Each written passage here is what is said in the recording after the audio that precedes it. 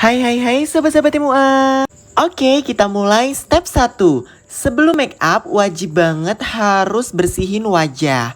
Nah, ini aku membersihkan wajah menggunakan micellar water dari Garnier. Kalian bisa beli di link Shopee aku yang ada di bio nomor 79. Kalau udah lanjut, aku mau lem alisnya menggunakan lem kertas merek Kenko. Kalian juga bisa beli di link Shopee aku nomor 46.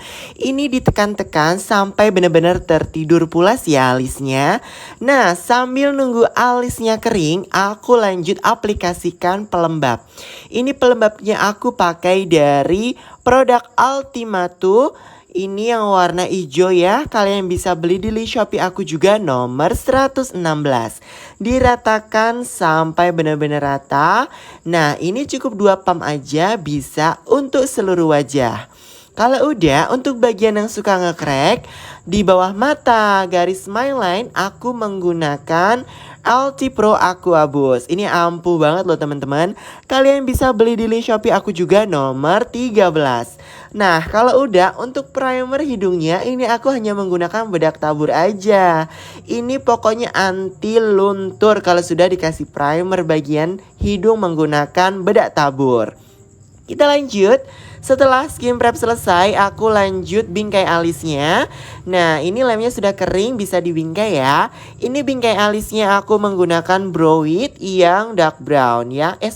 Dark coffee. Kalian bisa beli di link Shopee aku juga nomor 21.